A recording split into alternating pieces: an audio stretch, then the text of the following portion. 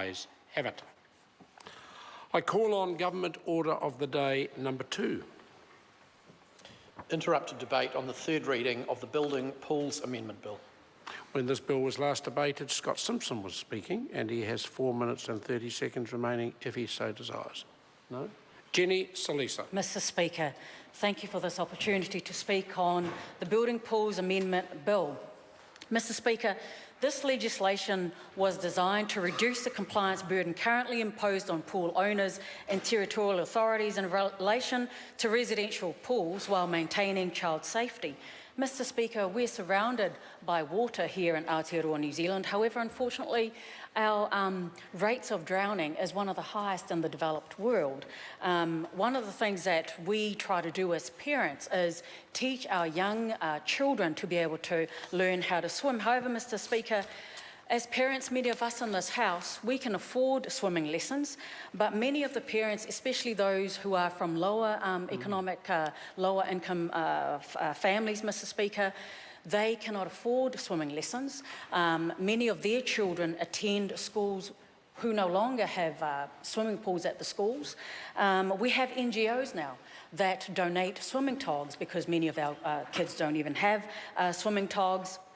And it is no wonder when parents cannot afford to pay for swimming lessons, when their children cannot learn how to swim at schools, it's no wonder that we have so many of our children in Aotearoa, New Zealand who cannot swim.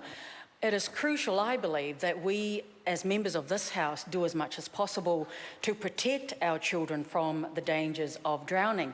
When this bill was first introduced at the first reading, we, from this side of the House, found it somewhat disappointing to see that the government made some of its proposals to amend the relevant law focused largely around cost savings rather than the prevention of harm and injury for our kids.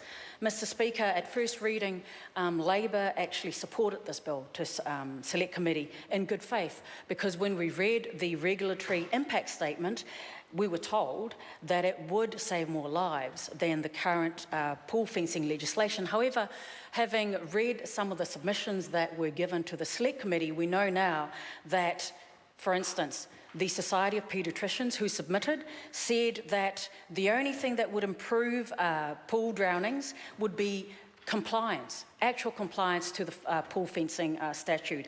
WaterSafe New Zealand supported them in their submission.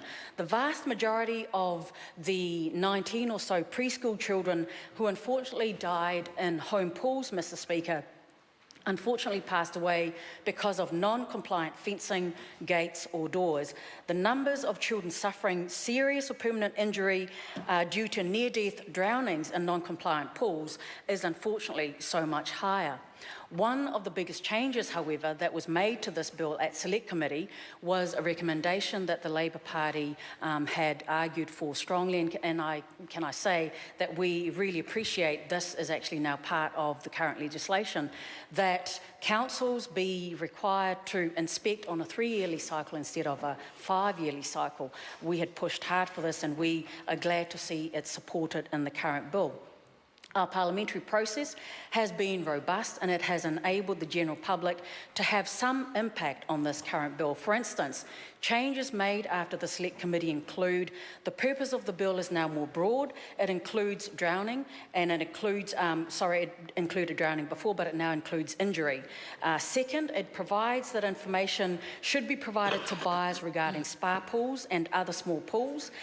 Third, it also includes that information be provided to councils about spa pools, and last, it includes rules for distinguishing between 760mm walls and locked lids. However, one of the main reasons why we do not support the current bill is the fact that it is proposed that alarms are adequate instead of having a door or a fence to ensure that our kids do not drown. The Fencing and Swimming Pools Act of 1987, it was designed for the safety of our young children, and we believe that having a fence or a physical door is the right way to go, Mr Speaker. Labor does not support this bill. Thank you very much.